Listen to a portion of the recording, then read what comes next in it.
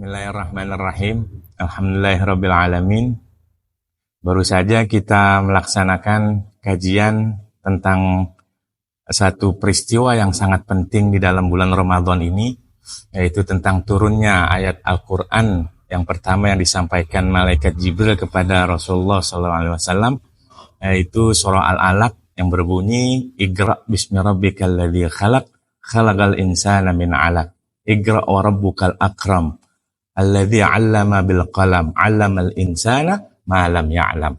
Nah, dari kajian ini kita bisa mengambil kesimpulan bahwasanya malaikat Jibril itu memberikan suatu wacana kepada Rasulullah SAW untuk membaca dan menjadikan Al-Quran itu adalah sebagai suatu pedoman yang bisa dibuat atau dijadikan dari kegelapan menjadi penerang kepada Rasulullah SAW yang terkenal di zaman itu adalah zaman jahiliyah, zaman kebutaan, zaman kedustaan, zaman kenistaan, dan lain sebagainya. Hingga turunnya Al-Quran menjadi pedoman dan petunjuk penerang kepada umat yang bisa dibawa oleh Rasulullah SAW. Dan bisa menjadikan kita selamat dari segala macam akidah sesat yang bisa kita jauh daripada Tuhan Rabbul Alamin. Nah, untuk itu, mempersingkat waktu kepada sahabat-sahabat semua, saya ajukan diskusi untuk ada pertanyaan yang bisa kita diskusikan sama-sama di sini. Silahkan, ada? Assalamualaikum warahmatullahi wabarakatuh. Pak Ustadz, saya mau nanya. Dari kajian tadi, timbul pertanyaan saya tentang awal turunnya firman Allah, yakni surat Al-Alaq, yang berbunyi, Iqra' bismi rabbikal ladzi khalaq. Apakah yang dimaksud Iqra' itu Al-Quran, sedangkan pada saat itu belum ada Al-Quran? Selanjutnya, kita menyadari bahwa Nabi Muhammad SAW tidak bisa membaca atau ummi. Mohon dijawab, Ustadz. Assalamualaikum warahmatullahi wabarakatuh. Baik, untuk jawaban dari pertanyaan pertama mengenai Al-Quran itu sebagai satu ayat yang Jibril berikan kepada Rasulullah SAW berupa ayat pertama itu adalah Iqra', yang ditanyakan bahwasanya pada waktu itu Al-Quran belum berbentuk sebagai lembaran-lembaran Al-Quran yang kita tahu sampai saat ini ya. Nah, itu maksud Iqra'-nya itu bagaimana ya. Nah, benar sekali pada saat turun ayat pertama, Iqra' atau baca, Nabi Muhammad SAW tidak bisa membaca. Dan selanjutnya kitab Al-Quran pada saat itu dalam bentuk mushaf Al-Quran memang tidak ada. Jadi tidak ada kitab dalam bentuk mushaf dalam Al-Quran itu. Tapi kenapa malaikat Jibril ayat pertama itu disuruh baca?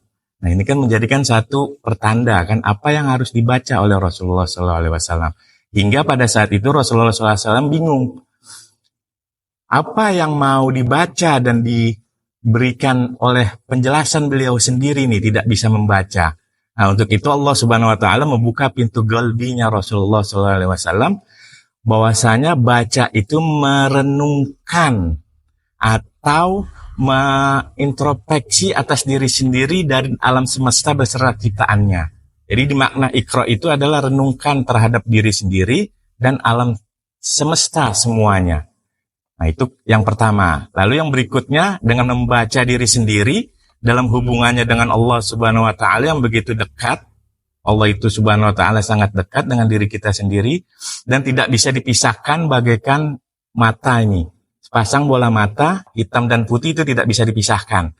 Nah, permasalahannya itu untuk dipertegas oleh Nabi SAW, man arafa nafsahu, faqad arafa rabbahu. Barang siapa yang mengenal dirinya sendiri, maka dia akan mengenal akan Tuhannya. Dari uraian yang disampaikan tadi, kita dapat menyimpulkan bahwa pengertian kitab menurut para ulama, yaitu yang pertama adalah kitab dalam pengertian mikrokosmos, atau dalam pengertian itu satu alam sohir, alam kecil. Nah, apa itu mikrokosmos? Yaitu diri kita sendiri. Nah, kita disuruh baca nih sama Allah nih, mikrokosmosnya tersebut. Lalu yang kedua adalah yang berbentuk makrokosmos, yaitu yang bentuknya alam kabir.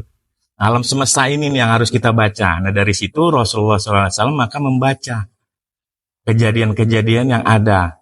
Kejadian-kejadian yang ada dibaca sama beliau hingga akhirnya mata hatinya dibukakan oleh Allah SWT mendapatkan galbu atau nurun, atau mendapatkan hidayah yang langsung diberikan oleh Allah Subhanahu wa taala ke dalam hatinya Rasulullah SAW.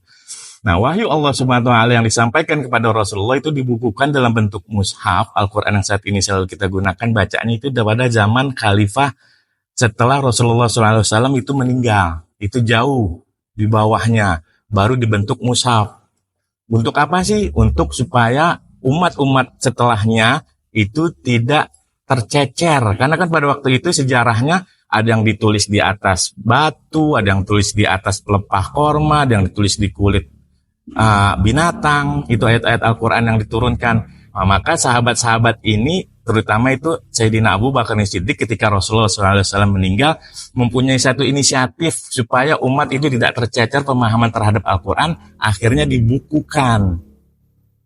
Nah, dibukukan, dikumpulkan itu sahabat-sahabat semuanya yang pada hafal Al-Quran, semuanya ditutun, semuanya akhirnya terjadi seperti mushaf yang kita lihat atau yang kita pegang sampai saat ini.